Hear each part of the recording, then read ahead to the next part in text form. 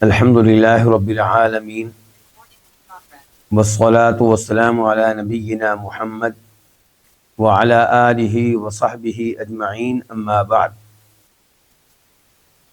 آج ہم ہیں عمدۃ الاحکام کے ساتھ حدیث نمبر 344 کے ساتھ 344، اور یہ کتاب ہے کتاب الحدود، یعنی کہ عمدۃ الاحکام میں اندرونی کتاب جو ہے وہ کتاب الحدود ہے۔ عن عبید اللہ بن عبد اللہ بن عتبہ بن مسعود، روایت ہے عبید اللہ بن عبداللہ بن عتبہ بن مسعود سے، اور یہ کون ہیں؟ یہ تابعی ہیں، اور ان 7 تابعین میں سے ایک ہیں جن کو فقہائے 7 کہا جاتا ہے، یعنی کہ مدینہ کے 7 بڑے علماء۔ عن ابی ہریرہ وزید بن خالد الجہنی رضی اللہ عنہما، یہ روایت کرتے ہیں جناب ابو ہریرہ سے اور زید بن خالد الجہنی سے، گویا کہ اس حدیث کے راوی صحابہ کرام میں سے کتنے ہیں؟ 2۔ انہما قالا، ان 2 صحابیوں نے کہا کہ ان رجلا من الاعراب، اعرابیوں میں سے ایک آدمی، بدویوں میں سے ایک آدمی، اتا رسول اللہ صلی اللہ علیہ وسلم، نبی علیہ الصلوۃ والسلام کے پاس آیا، فقالت، اس نے کہا، یا رسول اللہ، اے اللہ کے رسول، انشدک اللہ الا قضیت بیننا بکتاب اللہ، میں آپ کو اللہ کا نام دے کر آپ سے یہ سوال کرتا ہوں، آپ سے یہ درخواست کرتا ہوں کہ آپ ہمارے درمیان اللہ کی کتاب کے ساتھ فیصلہ کریں۔ اللہ کا مقصد یہ ہے کہ صرف اللہ کی کتاب کے مطابق ہی فیصلہ کریں، کوئی اور فیصلہ نہیں کرنا، صرف اور صرف اللہ کے حکم کے مطابق، اللہ کے قرآن کے مطابق فیصلہ کریں۔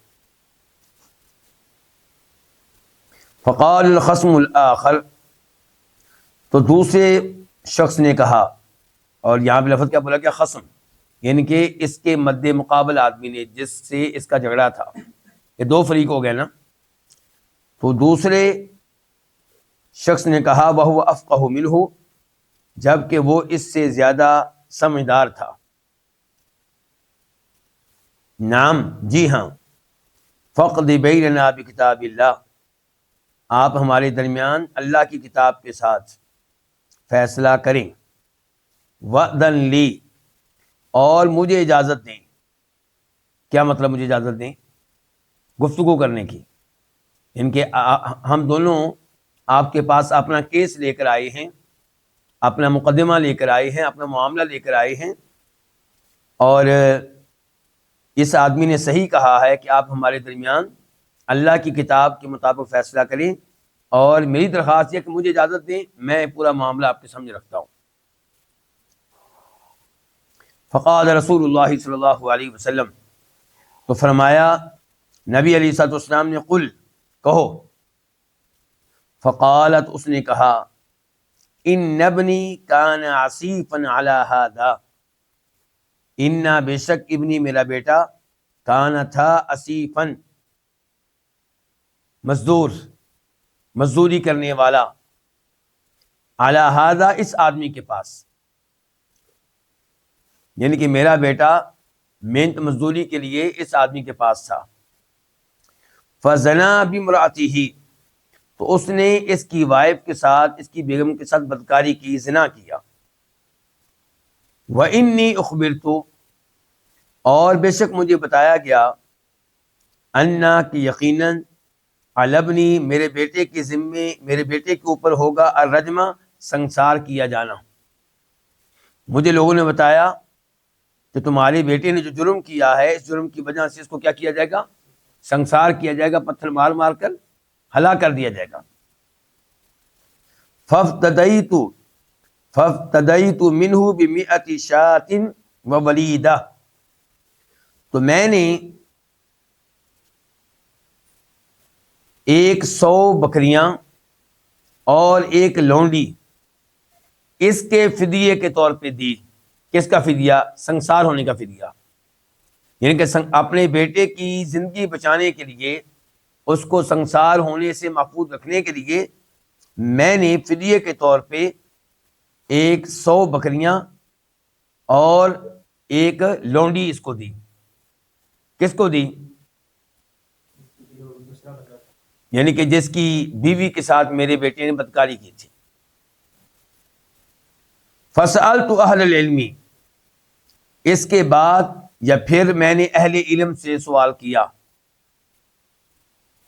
فاخبرونی، تو انہوں نے مجھے بتایا، انما علی ابنی جلد 100 وتغریب عام، کہ میرے بیٹے کے ذمے، میرے بیٹے پہ صرف اور صرف کس کا معنی؟ انما کا صرف اور صرف کیا ہے؟ جلد 100، 100 کوڑے ہیں، یعنی کہ اس کو 100 کوڑے لگیں گے. وہ تغریب عام، اور 1 سال کے لیے جلا وطن کر دیا جائے گا، اپنے وطن سے، اپنے شہر سے نکال دیا جائے گا. وَأَنَّ عَلَى امْرَأَتِ هَذَا، اور بے شک اس کی بیگم کے اوپر ہوگا رجمہ، سنسار کیا جانا. کیا سمجھے ہیں آپ لوگ یہاں سے؟ وہ کہہ رہا ہے کہ میرے بیٹے نے بدکاری کی اس کی وائف کے ساتھ، تو ہمیں بتایا گیا، مجھے بتایا گیا کہ میرے بیٹے کو تو سنسار کیا جائے گا. تو میں نے اپنے بیٹے کی زندگی بچانے کے لیے مال پیش کیا اس آدمی کو جس کی بیگم کے ساتھ میرے بیٹے نے بدکاری کی تھی. میں نے 100 بکریاں دی اور ایک لونڈی دی. اس کے بعد میرا رابطہ ہوا اہل علم سے. اس کا مطلب ہے کہ پہلے جو فتویٰ دینے والے تھے وہ اہل علم نہیں تھے. پھر میرا رابطہ ہوا اہل علم سے، تو انہوں نے مجھے بتایا کہ میرے بیٹے کو سنسار نہیں کیا جائے گا، زندگی ختم نہیں کی جائے گی، 100 کوڑے لگیں گے، اور 1 سال کے لیے اس کو اس کے وطن سے، اس کے شہر سے، اس کے گاؤں سے نکال دیا جائے گا. سنسار کیا جائے گا اس آدمی کی وائف کو. کیوں اس کو سنسار کیا جائے گا؟ کیونکہ وہ شادی شدہ تھی اور شادی شدہ ہونے کے باوجود بدکاری کی، اور اس کا بیٹا کمارا تھا، شادی شدہ نہیں تھا، اس لیے اس کو سنسار نہیں کیا جائے گا. اس کو 100 کوڑے ماری جائیں گے اور 1 سال کے لیے اپنے وطن سے، اپنے شہر سے، اپنی سٹی سے نکال دیا جائے گا. اللہ تعالیٰ فرماتے ہیں قرآن کریم میں، الزانیۃ والزانی فجلدوا کل واحد منہما 100 جلدہ، جیسا کہ آگے مزید اس موضوع پہ گفتگو آئے گی. اچھا، اب اس آدمی نے کیس اللہ کے نبی کے سامنے رکھا اور دوسرا آدمی خاموش ہے. اس کا مطلب ہے کہ وہ مانتا ہے کہ جو کیس اس نے سامنے رکھا ہے درست سامنے رکھا ہے، اس نے کوئی گڑبڑ نہیں کی.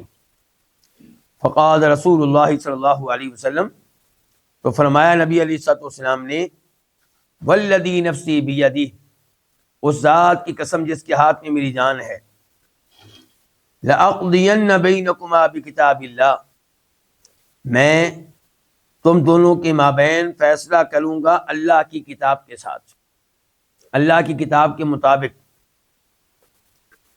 الولیدۃ، لونڈی، والغنم، اور بکریاں، رد علیک، تجھے واپس کی جائیں گی، یعنی کہ وہ غلط تجھ سے لی گئی ہیں.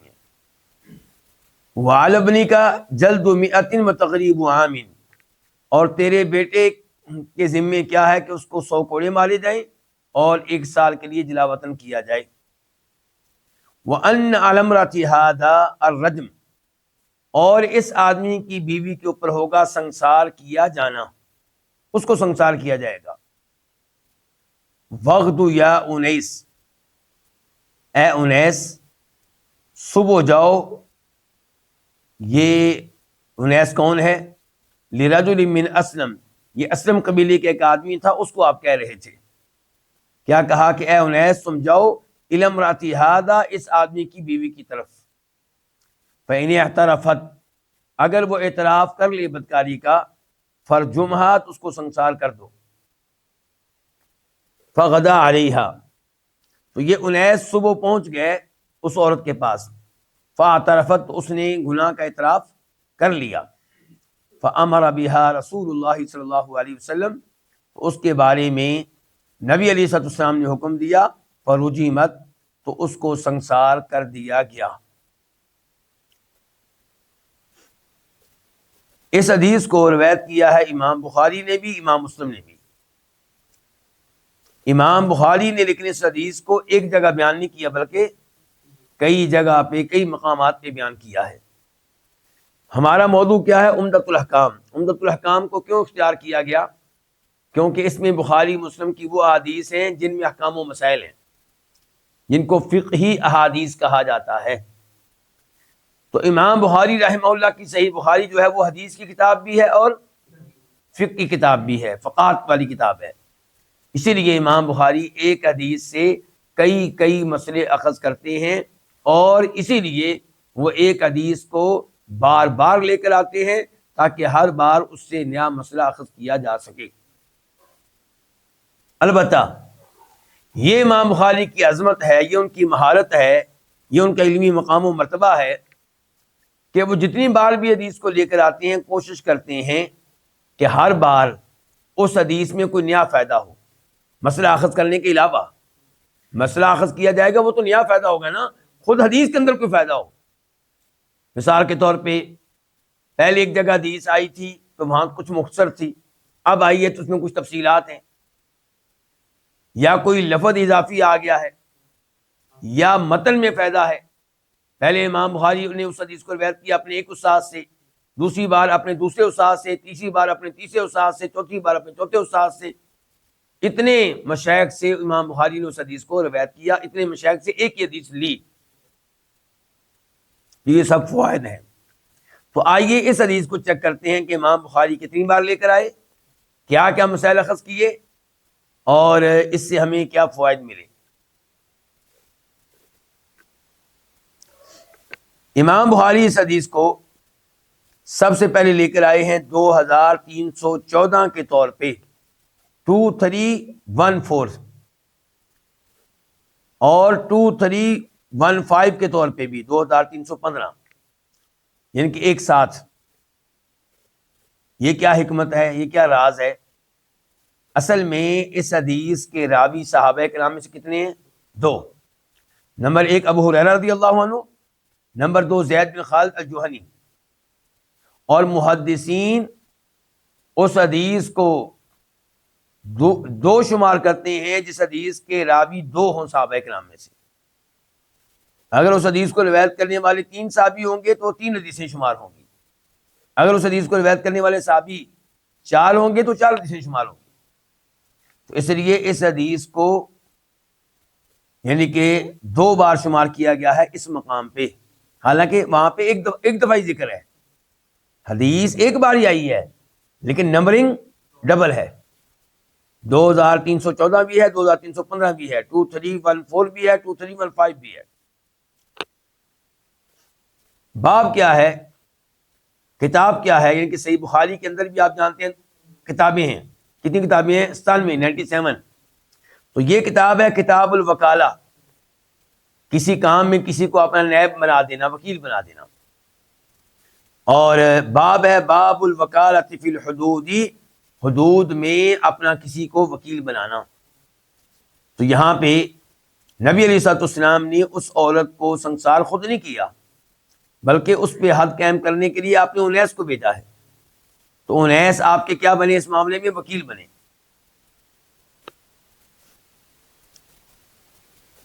پھر یہ حدیث امام بخاری لے کر آئے اور نمبر ہے 2649، 2649. کتاب ہے کتاب الشہادات، شہادتوں کے بارے میں، گواہیوں کے بارے میں کتاب ہے. باب ہے باب شہادت القاذف والسارق والزانی. باب ہے کہ کسی پہ تہمت لگانے والے کی شہادت کو قبول کیا جائے گا کہ نہیں کیا جائے گا. جس نے کسی پہ تہمت لگائی اس کو کتنے کوڑے مارے جاتے ہیں؟ 80. اب اس کے اوپر حد قائم ہو گئی نا، اس کا فسق ثابت ہو گیا، اس کا گناہ ثابت ہو گیا. کیا اب وہ کسی معاملے میں گواہی دے سکتا ہے؟ کیونکہ اسلام کہتا ہے گواہ وہ ہوں جو عادل ہوں، فاسق و فاجر گواہ نہیں بن سکتے۔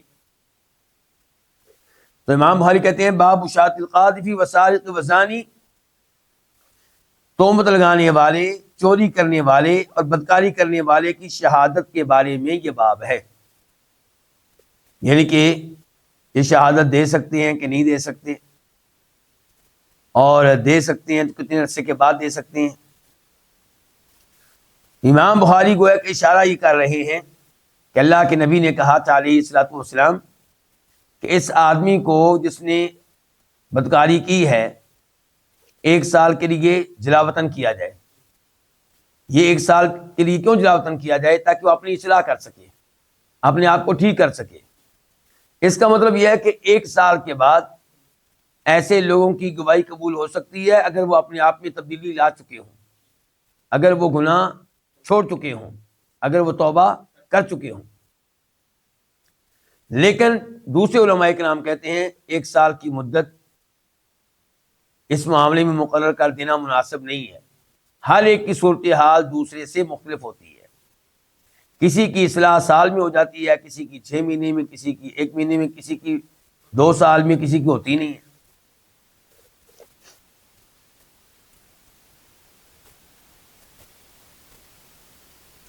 پھر امام بخاری اس حدیث کو لے کر آئے اور اس بار نمبر ہے 2695 اور 2696، 2695 2696، ایک دفعہ پھر ڈبل نمبرنگ ہے اور حدیث ایک بار ہی آئی ہے۔ یہ کتاب کون سی ہے؟ کتاب الصلح، یعنی کہ امام بخاری نے صحیح بخاری میں ایک کتاب یہ قائم کی ہے، کتاب الصلح، وہ احادیث جن کا تعلق ہے صلح کرنے کرانے سے۔ اور پھر اس حدیث پہ امام بخاری نے باب قائم کیا ہے، باب اذا اصطلحوا علی صلح جور فالصلح مردود، جب وہ صلح کر لیں کسی غلط معاملے پہ تو یہ صلح مردود ہوگی، ایسی صلح ریجیکٹ ہوگی، ایسی شرط جو اس میں رکھی گئی ہے وہ ریجیکٹ ہوگی۔ کیا تعلق ہے جی اس باب کا ہماری حدیث سے؟ آپ نے دیکھا کہ نبی علیہ الصلوۃ والسلام کے پاس آنے سے پہلے وہ آپس میں صلح کر چکے تھے۔ صلح کیا ہوئی تھی کہ میں جناب آپ کو 100 بکریاں دیتا ہوں اور لونڈی دیتا ہوں اور آپ نے میرے بیٹے کو کچھ نہیں کہنا۔ کیا شریعت کا اس کیس میں یہی فیصلہ ہے؟ بالکل نہیں۔ تو یہ جو صلح ہوئی تھی غلط ہوئی تھی، یعنی کہ اس بنیاد پہ صلح کا ہونا کہ بدکاری کرنے والا اس کو چھوڑ دیا جائے گا اور وہ لوگ 100 بکریاں دیں گے، ایک لونڈی دیں گے، یہ غلط صلح ہے۔ تو اس لیے آپ علیہ الصلوۃ والسلام نے اس فیصلے کو قائم رکھا یا اس کو ختم کیا؟ ختم کر دیا۔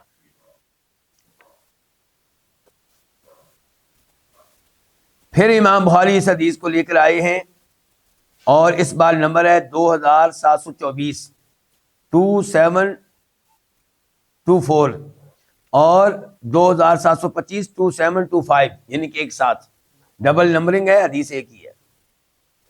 کتاب ہے کتاب الشروط، شرطیں لگانا، کسی معاملے میں شرط لگا لینا۔ باب قائم کیا امام بخاری نے، باب الشروط التي لا تحل في الحدود، یہ باب ہے ان شرائط کے بارے میں جنہیں لگانا حدود کے معاملے میں درست نہیں ہے۔ تو یہاں شرط لگائی تھی نا کہ میں آپ کو یہ بکریاں اور لونڈی اس شرط پہ دیتا ہوں کہ میرے بیٹے کو کچھ نہیں کہنا۔ تو اللہ کی حدود کو ساقط کرنے کے بارے میں جو بھی شرط رکھی جائے گی وہ کیا ہوگی؟ ناقابل قبول ہوگی۔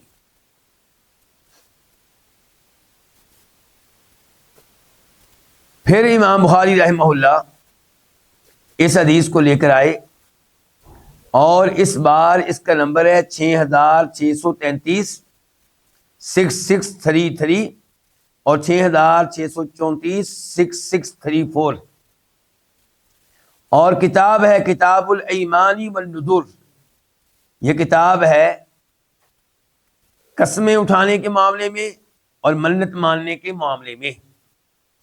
باب کیا قائم کیا امام بخاری نے؟ باب کیف کانت یمین النبی صلی اللہ علیہ وسلم نبی علیہ السلام کی قسم کس طرح ہوتی تھی, کن الفاظ کے ساتھ آپ قسم اٹھاتے تھے؟ ہماری حدیث میں آیا نا کہ آپ علیہ السلام نے کیا کہا تھا, والذی نفسی بیدی, اس ذات کی قسم جس کے ہاتھ میں میری جان ہے, میں تمہارے درمیان فیصلہ کروں گا کتاب کے ساتھ, اللہ کی کتاب کے ساتھ, اللہ کی کتاب کے مطابق.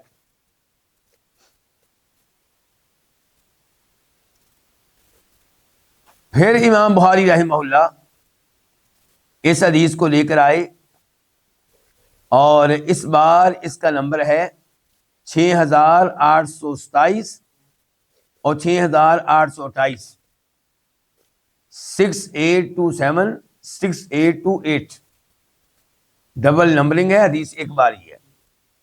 اور اس بار ہے کتاب الحدودی, اللہ کی حدیں قائم کرنے کے بارے میں یہ کتاب ہے.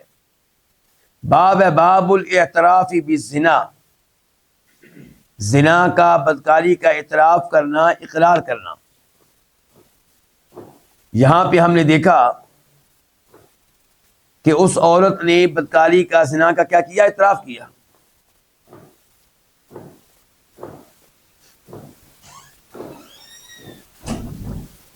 پھر اس حدیث کو امام بخاری لے کر آئے ہیں, اور اس بار اس کا نمبر ہے 6831, 6831, اور کتاب ہے کتاب الحدود.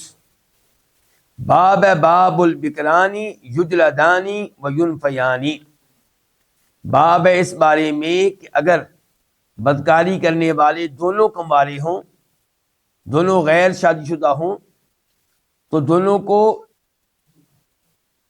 کوڑے مارے جائیں گے, کتنے, 100. وینفیانی, اور دونوں کو جلا وطن کیا جائے گا, 1 سال کے لیے ان کے شہر سے, سٹی سے ان کو نکال دیا جائے گا. یہ مسئلہ کہاں سے معلوم ہوگا؟ ہم نے دیکھا کہ یہ جو 2 آدمی کیس لے کر آئے تھے, ان میں سے ایک کا بیٹا تھا اور بیٹا کمارا تھا. تو آپ علیہ السلام نے فیصلہ کیا سنایا تھا کہ وَعَلَبْنِكَ جَلْدُ مِئَةٍ وَتَغْرِيبُ عَامٍ, تیرے بیٹے کو 100 کوڑے مارے جائیں گے, اور 1 سال کے لیے اس وطن سے, اس شہر سے اس کو نکال دیا جائے گا.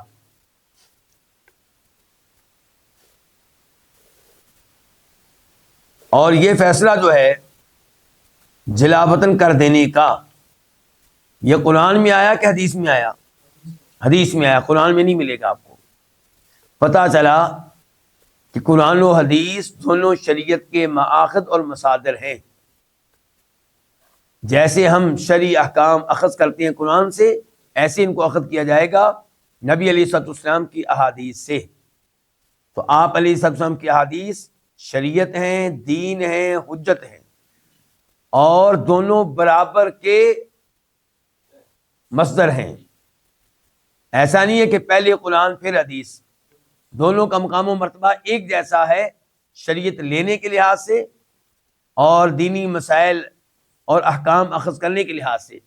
البتہ تلاوت کے لحاظ سے ظاہر قرآن آگے ہے, حدیث تلاوت کے معاملے میں قرآن کا مقابلہ بالکل نہیں کر سکتی.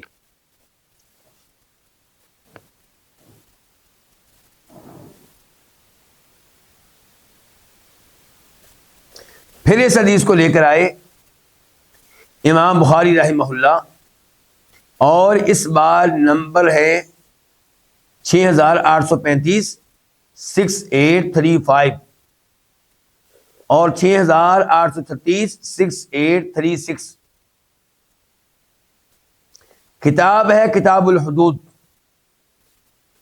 باب من امر غیر الامامی بإقامت الحد غائبا عنہ,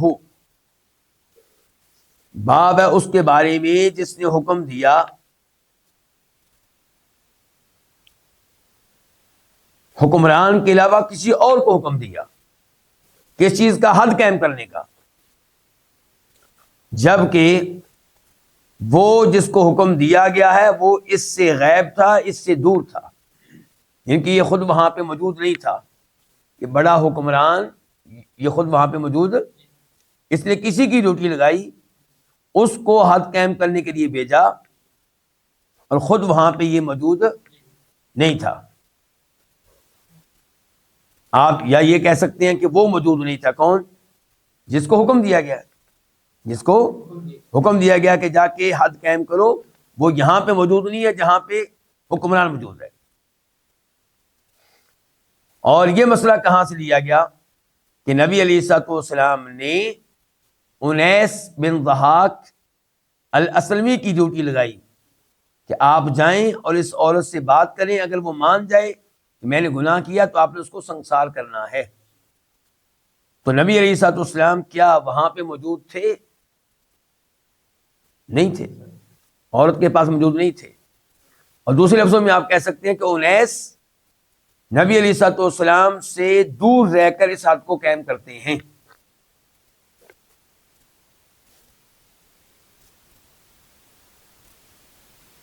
پھر امام بخاری اس حدیث کو لے کر آئے اور اس بار اس کا نمبر ہے 6842 اور 6843، 6842 6843، اور کتاب ہے کتاب الحدود۔ اب بھی کون سی کتاب چل رہی ہے؟ کتاب الحدود۔ باب کیا ہے؟ باب اذا امرأتہ او امرأت غیرہ بالزنا، یعنی کہ یہاں پہ شاید مجھ سے کوئی لفظ ایک چھوٹ گیا ہے۔ اذا اتہم امرأتہ، مثال کے طور پہ جب تہمت لگائے، جب تہمت لگائے، یا آپ کہہ لیں اذا رما امرأتہ، یعنی کہ عربی لفظ یہاں پہ یا رما رہ گیا ہے یا اتہامہ وغیرہ رہ گیا ہے، کہ معنی ایک ہی ہے کہ جب کوئی اپنی بیوی پہ بدکاری کی تہمت لگائے، او امرأت غیرہ بالزنا، یا اپنے علاوہ کسی اور کی بیوی پہ زنا کی تہمت لگائے، اپنی بیوی پہ یا کسی کی بیوی پہ، اور تہمت کہاں پہ لگائے؟ عند الحاکم، حکمران کے پاس کھڑی ہو کر، والناسی، اور لوگوں کے درمیان کھڑی ہو کر۔ حل علی الحاکم، کیا حکمران پہ واجب ہوگا کہ ان یبعث الیہا، کہ وہ اس عورت کی طرف کو آدمی بھیجے، فیسألہا، تو وہ آدمی اس عورت سے پوچھے، تفتیش کرے، پڑتال کرے، ہم معرومیت بھی، اس تہمت کے بارے میں جو اس پہ لگائی گئی ہے۔ امام بخاری نے یہاں پہ سوالیہ انداز اختیار کیا، کیا ایسا ہونا چاہیے یا نہیں ہونا چاہیے؟ کیا تعلق ہے اس باب کے مابین اور حدیث کے مابین؟ آپ نے دیکھا کہ دو آدمی آئے تھے اللہ کے نبی کے پاس کیس لے کر علیہ الصلوۃ والسلام۔ ایک نے کیا کہا کہ میرے بیٹے نے اس کی بیگم کے ساتھ کیا کیا ہے؟ بدکاری کی ہے۔ میرے بیٹے نے اس کی بیگم کے ساتھ، تو گویا کہ اس آدمی نے، گفتگو کرنے والے نے، دوسرے آدمی کی بیوی پہ تہمت لگا دی ہے۔ ایسے ہی ہے؟ اچھا، وہ آدمی آگے سے اس کے ساتھ ہے پورے معاملے میں، گویا کہ وہ بھی اپنی بیگم پہ اس معاملے میں تہمت لگا رہا ہے، تو پھر ہمارا باپ ثابت ہو گیا نا۔ تو پھر اللہ کے نبی صلی اللہ علیہ وسلم نے کیا کیا؟ انیس کو بھیجا کہ جاؤ تحقیقات کریں، پوچھیں جا کے۔ تو حدیث اور باپ کا تعلق کیا ہو گیا؟ واضح ہو گیا۔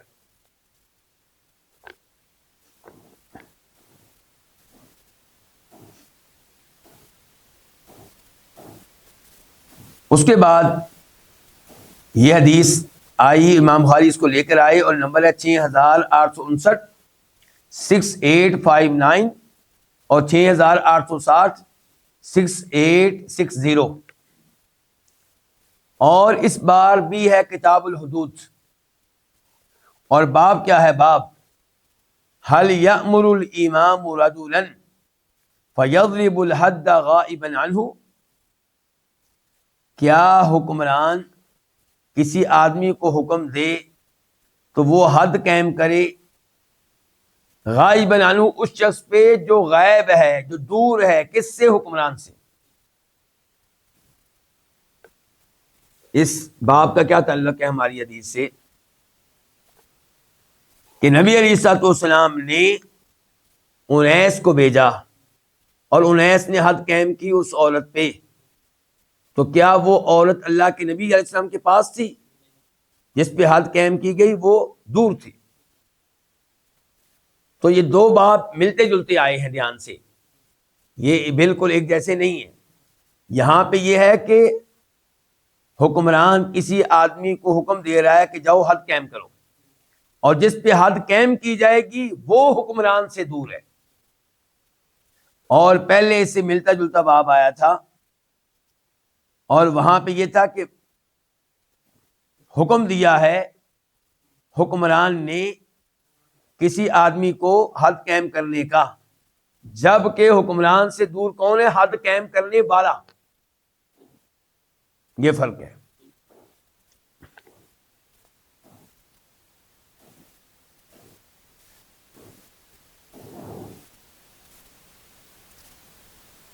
اب حدیث کا نمبر ہے اس بار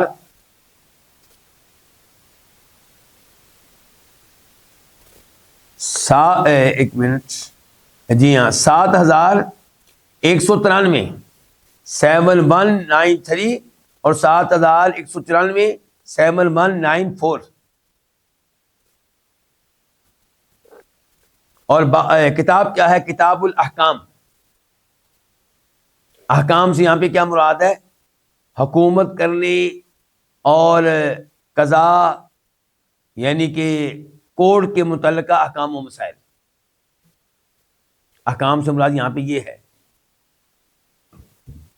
اور پھر باب کیا قائم کیا امام بخاری نے؟ هل يجوز للحاکم، کیا حکمران کے لیے جائز ہے ان یبعث رجلا وحدہ، کہ صرف ایک آدمی کو بھیجے، للنظر فی الامور، معاملات پہ نگاہ ڈالنے کے لیے، معاملات پہ غور و فکر کرنے کے لیے؟ تو جواب یہ ہے کہ بالکل جائز ہے ایک آدمی کو، کہ وہ با اعتماد ہے تو، جیسا کہ اللہ کے نبی علیہ السلام نے یہاں پہ صرف کس کو بھیجا؟ انیس کو بھیجا، یعنی کہ صرف ایک آدمی پہ اعتماد کیا جا سکتا ہے، حکومت صرف ایک آدمی کی ڈیوٹی لگا سکتی ہے کسی معاملے میں، اگر وہ آدمی کیا ہے؟ با اعتماد ہے۔ پھر امام بخاری اس حدیث کو لے کر آئے، اور اس بار نمبر ہے 7258، 7258 اور 7259، 7259۔ اور اس بار کتاب ہے کتاب اخبار الاحاد، یہ کتاب ہے خبر واحد کے بارے میں۔ خبر واحد کس کو کہتے ہیں؟ یعنی کہ وہ حدیث جو متواتر نہ ہو۔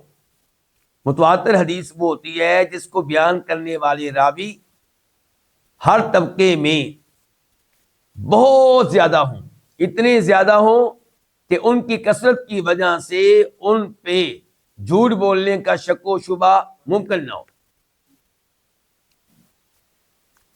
اور میں نے کیا کہا؟ ہر طبقے میں، یعنی کہ اللہ کے نبی علیہ السلام سے وہ حدیث سنی ہو، مثال کے طور پہ 50 صحابہ کرام نے، مثال کے طور پہ، پھر آگے صحابہ کرام سے اس حدیث کو روایت کرنے والے تابعین بھی مثال کے طور پہ 50 یا سے اوپر ہو، پھر آگے اس حدیث کو تابعی سے روایت کرنے والے تبع تابعین بھی مثال کے طور پہ 50 یا سے اوپر ہو، پھر تبع تابعی سے اس حدیث کو لینے والے جو امام صاحب ہیں وہ بھی 40 یا 50 یا اوپر ہوں، اور پھر صاحب کتاب جس نے وہ اس حدیث کو اپنی کتاب میں جگہ دی، ایسے جو لوگ ہیں وہ بھی کتنے ہوں؟ 40-50 سے اوپر ہوں۔ یہ کیا ہوگی؟ خبر متواتر۔ اور بھی شرائط ہیں اس کے علاوہ۔ خبر واحد کیا ہوگی؟ جس حدیث کو روایت کرنے والے صحابی ایک ہوں، یا تابعی ایک ہوں، یا تبع تابعی ایک ہوں، یا تبع تابعی سے نیچے کوئی امام جو ہے وہ ایک ہو، یا اس حدیث کو اپنی کتاب میں درج کرنے والے امام صاحب اس حدیث کو روایت کرنے میں ایک ہوں۔ ایک ہوں چاہے یعنی کہ ایک طبقے میں ہوں، یا دو ہوں، یا تین ہوں، یا چار ہوں، یا پانچ ہوں، یہ سب خبر واحد ہی ہے۔ خبر واحد سے مراد صرف ایک راوی نہیں ہے، بلکہ اتنے راوی کی جو متواتر کی تعداد کو نہ پہنچ سکیں، اس سے نیچے نیچے رہیں، اس کو کیا کہا جائے گا؟ خبر واحد۔ گمراہ فرقے جو ہیں وہ خبر واحد کو حجت نہیں مانتے، دین نہیں مانتے، شریعت کا مصدر نہیں مانتے۔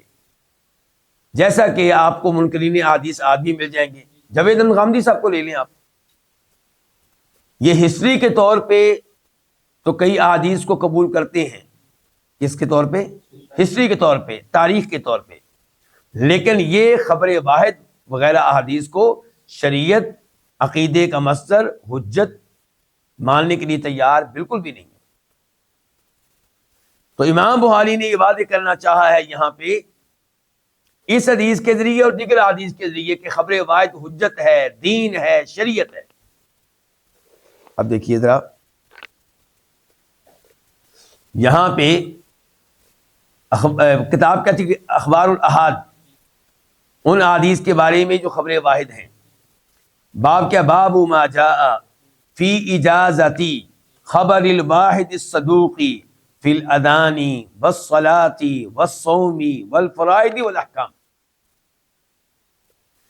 باب ہے جو کچھ آیا ہے خبر واحد کو، جس کو روایت کرنے والے لوگ بااعتماد ہوں، وہ حدیث جس کو روایت کرنے والے لوگ تعداد میں کم ہوں، کسی ایک طبقے میں یا سب طبقات میں، لیکن ہوں قابل اعتماد، صدوق، تو ان کی حدیث جو ہے وہ حجت ہوگی اذان کے معاملے میں۔ کس کے معاملے میں؟ اذان کے معاملے میں۔ کیا مطلب؟ اذان دینے والے لوگ کتنے ہوتے ہیں جی؟ ایک، اور اس کی اذان پہ اعتماد کرتے ہوئے لوگ کیا کرتے ہیں؟ نماز پڑھتے ہیں۔ کہتے ہیں اذان ہوگی، اس کا مطلب ہے ظہر کی نماز کا وقت ہو گیا ہے، اذان ہوگی اس کا مطلب عصر کی نماز کا وقت ہو گیا ہے۔ وہ سمجھتے ہیں کہ مؤذن با اعتماد ہے، اسی لیے اس کو مسجد میں مؤذن رکھا گیا ہے۔ اب اس اکیلے کی بات مان کر پورا معاشرہ نماز پڑھتا ہے اور دیگر امور کو بھی حل کرتا ہے، مثال کے طور پہ سحری کرنا، روزہ افطار کرنا وغیرہ۔ والصلاۃ، اور ایسی خبر واحد حجت ہے، دین ہے، شریعت، نماز کے معاملے میں۔ کیا مطلب نماز کے معاملے میں؟ اگر ایک آدمی نے آپ کو بتا دیا کہ قبلہ ادھر ہے، آپ کسی نئی جگہ گئے، آپ کو معلوم نہیں قبلہ کدھر ہے، کسی ایک آدمی سے آپ نے پوچھا، آپ کو با اعتماد لگا، مثال کے طور پہ مسجد کے مولانا صاحب، تو انہوں نے کہا قبلہ ادھر ہے، تو آپ ادھر منہ کر کے نماز پڑھتے ہیں ایک آدمی کی بات پہ یقین کرتے ہوئے، تو یہ آپ کی نماز پڑھنا بالکل ٹھیک ہے۔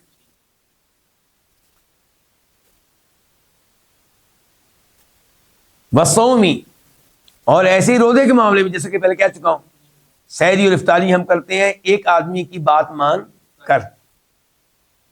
والفرائض والاحکام، ایسے ہی دیگر فرائض و واجبات کے معاملے میں، دیگر احکام کے معاملے میں۔ اچھا، اب ہماری حدیث کا اس باب کے ساتھ کیا تعلق ہے؟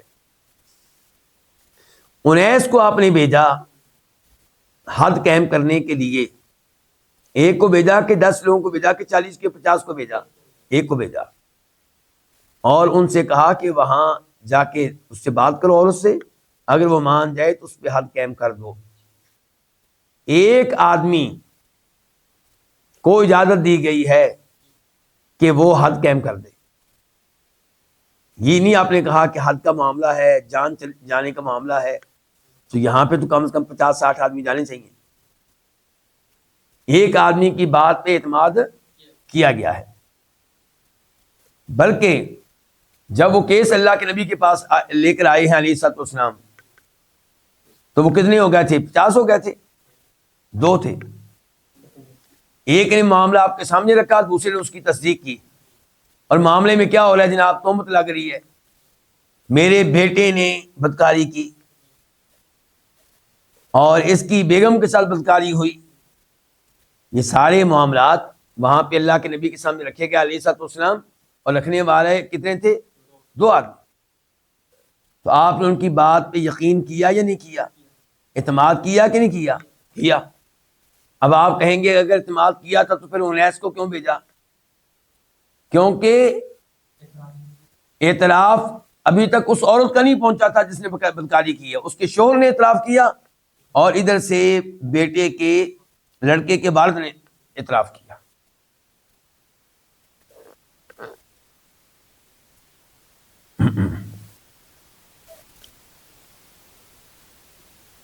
تو آپ نے دیکھ لیا. ہاں پھر امام بخاری اس حدیث کو لے کر آئے ہیں آخری بار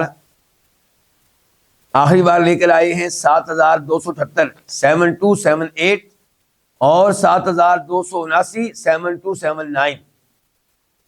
اور اس بار کتاب ہے کتاب الاعتصام، کتاب و سنت کو مضبوطی سے تھام لینے کے بارے میں کتاب ہے. باب ہے باب الاقتداء بسنن رسول اللہ صلی اللہ علیہ وسلم، نبی علیہ الصلوۃ والسلام کی احادیث کی اقتداء کرنا، ان کو ماننا، ان کا حجت ہونا، ان کا دین ہونا. کیا تعلق ہے اس حدیث کا اور باب کا آپس میں؟ تعلق یہ ہے کہ ان لوگوں نے کہا تھا ہمارے درمیان فیصلہ کیجئے اللہ کی کتاب کے مطابق، اور آپ نے بھی کہا تھا میں فیصلہ کروں گا اللہ کی کتاب کے مطابق. تو جو فیصلہ آپ نے کیا یہ قرآن میں موجود ہے؟ نہیں موجود.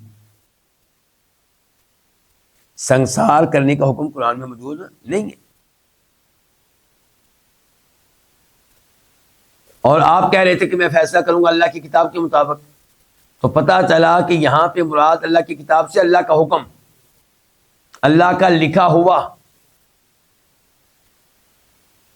اور وہ کیا تھی؟ حدیث. تو پتہ چلا کہ اللہ کی حدیث بھی حجت ہے، دین ہے، شریعت ہے.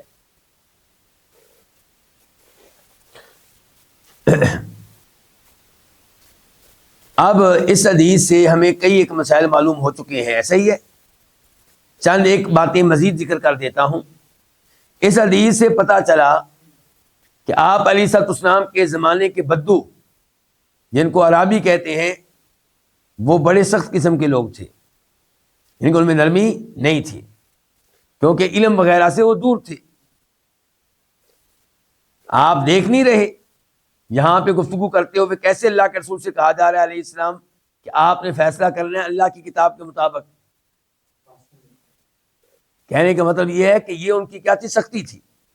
ورنہ اللہ کے نبی کو ایسی کہنا کہ آپ نے قرآن کے مطابق فیصلہ کرنا ہے، جبکہ ہر ایک کو پتہ ہے کہ اللہ کے نبی ظلم نہیں کرنے والے، اللہ کے نبی اللہ کے حکم کے مطابق ہی فیصلہ کرنے والے تھے. دوسرے نمبر پہ اس حدیث سے پتہ چلا عظیم اخلاق نبی علیہ الصلوۃ والسلام کا. آپ نے اس بات پہ اسے ڈانٹا بالکل نہیں ہے، ان دونوں کو آپ نے ڈانٹا نہیں ہے. آج کل کے کوئی مولوی صاحب ہوتے تو وہ ڈانٹتے کہ تم میرے اوپر شک کر رہے ہو. اس حدیث سے بھی مسئلہ معلوم ہوگا اللہ کی حدود کو نافذ کرنا چاہیے، اور اللہ کی حدود کو معطل کرنے کے لیے، بیکار کرنے کے لیے، غیر نافذ کرنے کے لیے مال لینا جائز نہیں ہے. یہاں پہ مال لیا گیا، ایک نے 100 بکریاں دی، لونڈی دی، دوسرے نے وصول کی. تو آپ علیہ الصلوۃ والسلام نے اس مال کو واپس کروایا، کیونکہ اگر یہ بکریاں وہ کھا پی لیتے تو یہ کیا ہوتا؟ لوگوں کا مال غلط طریقے سے کھانا ہوتا.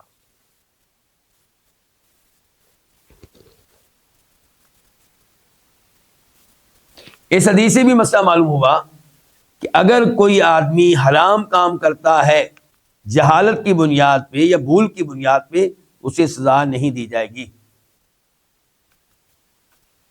بلکہ اس کو تعلیم دی جائے گی، اس کو سکھایا جائے گا، اس کو مسئلہ بتایا جائے گا، سمجھایا جائے گا. یہاں پہ دیکھیے کہ لڑکے کے والد نے اپنے بیٹے کو سنسار ہونے سے بچانے کے لیے 100 بکریاں دی اور لونڈی دی، اور وہ یہ سمجھ رہا تھا کہ اس کا یہ عمل درست ہے. لیکن نبی علیہ السلام نے وعدے کیا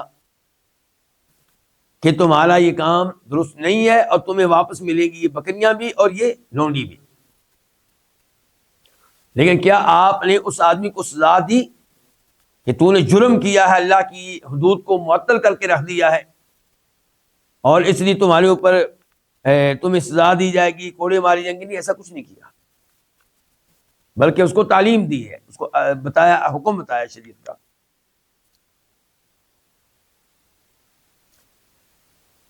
کیوں فرق کیا گیا ہے بدکار غیر شادی شدہ میں اور بدکار شادی شدہ میں اگر کوئی ایسا شخص ہے جس کی ایک دفعہ کبھی شادی ہوئی تھی وہ بدکاری کرے تو سزا کیا ہے؟ پتھر مار مار کے اس کو ختم کرو. اگر کمالہ یہ حرکت کرتا ہے تو سزا کیا؟ اس کو 100 کوڑے مارے جائیں.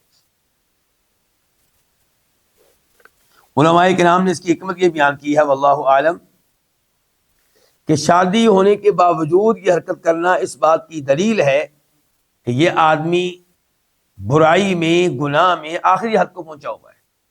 شادی ہو چکی ہے پھر بھی باز نہیں آ رہا, تو یہ اس لائق نہیں ہے کہ اس کو زندہ رہنے کا موقع دیا جائے. اس لیے اس کو سنسار کیا جائے گا اور دوسرے کو موقع دیا جا رہا ہے اور اس کو 100 کوڑے مارے جائیں گے.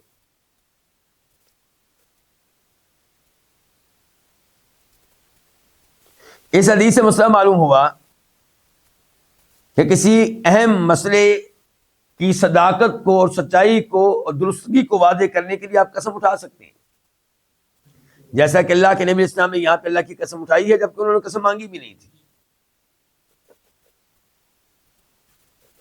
اس حدیث سے بھی معلوم ہوا کہ اہل علم سے رابطہ قائم کرنا چاہیے کسی مسئلے میں شریعت کا حکم جاننے کے لیے, اور یہ آپ علیہ السلام کے زمانے میں بھی تھا اور بعد میں بھی یہی حکم ہے.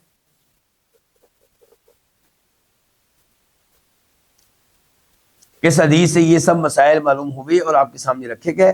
اب ہم منتقل ہوتے ہیں اس حدیث کی طرف جو اس کے بعد ہے. اس کا نمبر ہے 3045 عن عبید اللہ بن عبد اللہ بن عتبہ بن مسعود عن ابی ہریرہ وزید بن ثابت وزید بن خالد الجہنی رضی اللہ عنہما قال. عبید اللہ بن عبداللہ بن عتبہ بن مسعود یہ تابعی ہیں اور فقہائے سبع میں سے ایک ہیں جن کا تذکرہ بھی تھوڑی دیر پہلے کیا تھا ہم نے پچھلی حدیث کے شروع میں. یہ روایت کرتے ہیں ابو ہریرہ زید بن خالد الجہنی سے, اور پچھلی حدیث میں بھی یہی عبید اللہ روایت کر رہے تھے انہی دو صحابہ سے. قال, ان دونوں نے کہا, سئل النبی صلی اللہ علیہ وسلم عن الامہ, آپ علیہ الصلوۃ والسلام سے لونڈی کے بارے میں سوال کیا گیا. اذا زنت, جب وہ بدکاری کر لے, ولم تحسن, اور شادی شدہ نہ ہو, تو اس کا کیا حکم ہوگا؟ قال, تو آپ نے کہا, ان زنت فجلدوها, اگر وہ زنا کرے بدکاری کرے اس کو کوڑے مارو. ثم ان زنت, پھر اگر بدکاری کرے فجلدوها, اس کو پھر کوڑے مارو. ثم ان زنت, پھر تیسری بار اگر زنا کرے تو اس کو کوڑے مارو. ثم بیعوها ولو بضفیر, پھر اس کو بیچ ڈالو چاہے ایک رسی کے بدلے میں, چاہے اس کی اتنی تھوڑی قیمت لگے, اس کو بیچ دو, اس کو جان چھڑاؤ اس سے. اب آپ کہیں گے اس کا کیا قصور ہے جس کے گھر میں اب وہ جا رہی ہے جن کو بیچا جا رہا ہے اسے؟ تو اس موضوع پہ بھی بات کرتے ہیں.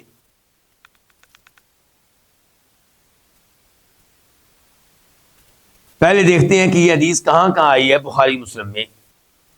بخاری شریف میں پہلے نمبر پہ یہ حدیث آئی ہے, اس کا نمبر ہے اس وقت 2153 2153 اور 2154, یعنی کہ دو صحابہ ہیں نا. جی ہاں, تو یہ پہلی بار آئی ہے. تو کتاب کیا؟ کتاب البیوع, بیع وغیرہ کے بارے میں کتاب ہے. باب ہے باب بیع العبد الزانی, زنا کرنے والے غلام کو بیچنا. یعنی کہ امام بخاری کہنا چاہتے ہیں کہ کیا زنا کرنے والے غلام کو بیچنا جائز ہے جبکہ زنا کرنا عیب ہے. جیسے وہ گاڑی بیچنا جائز نہیں جس میں کوئی عیب ہو اور آپ نے عیب کو چھپایا ہوا ہو, عیب کو واضح کریں.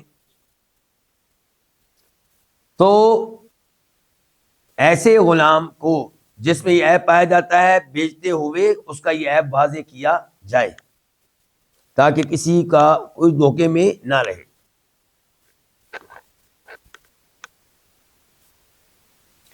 اس حدیث سے کیسے پتا چلا کہ بدکاری کرنے والے غلام کو بیچنا چاہیے؟ کیونکہ اللہ کے نبی صلی اللہ علیہ وسلم نے کیا فرمایا ہے کہ اگر وہ لونڈی بدکاری کرے, پہلی بار اسے کوڑے مارو, دوسری بار پھر کوڑے مارو, تیسری بار پھر کوڑے مارو, پھر اس کو بیچ دو چاہے قیمت کے طور پہ صرف ایک رسی مل رہی ہو.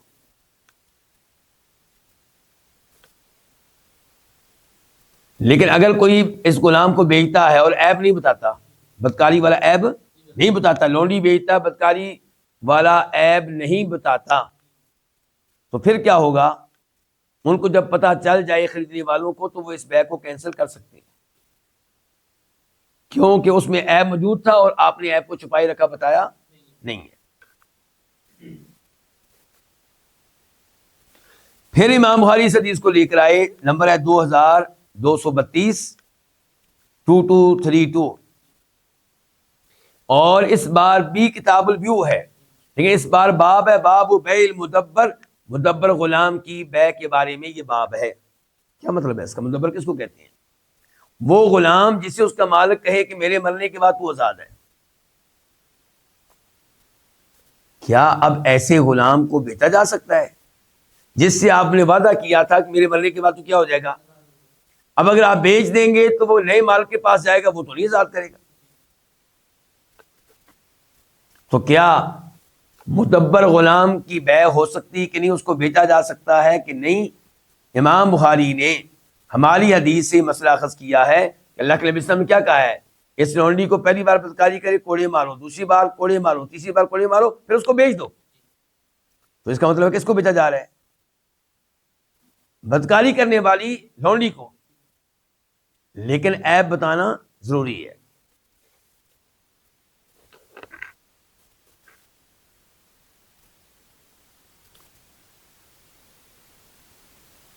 اور پھر اس حدیث کو روایت کے امام بخاری نے، اور اب نمبر ہے 2555 2555 اور 2556 2556، اور اس بار کتاب ہے کتاب العتقی، غلاموں کو آزاد کرنے کے بارے میں کتاب ہے.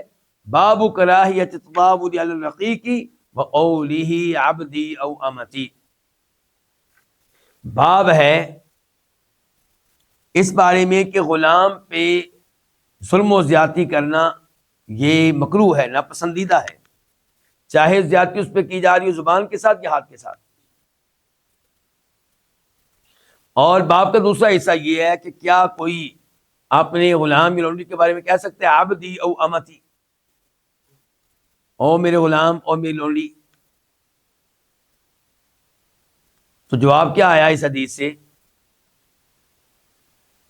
آپ علیہ السلام نے یہاں پہ کیا لفظ استعمال کیا؟ دیکھیں، سئل النبی صلی اللہ علیہ وسلم عن الاماتی، آپ سے سوال کیا گیا لونڈی کے بارے میں. اما، لفظ اما بولا گیا ہے، لونڈی والا لفظ. تو کیا آپ نے اس کو کہا کہ یہ تو حرام ہے؟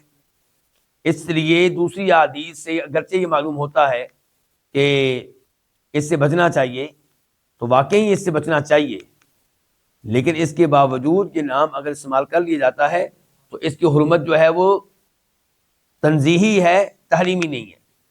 لیکن بہتر یہ ہے کہ اس سے بچا جائے.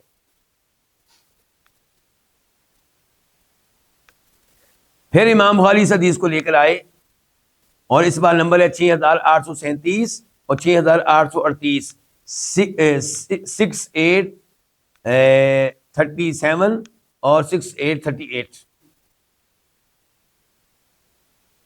اس بار کتاب ہے کتاب الحدود، باب ہے اذا زنت الامہ، اگر لونڈی بدکاری کر بیٹھے تو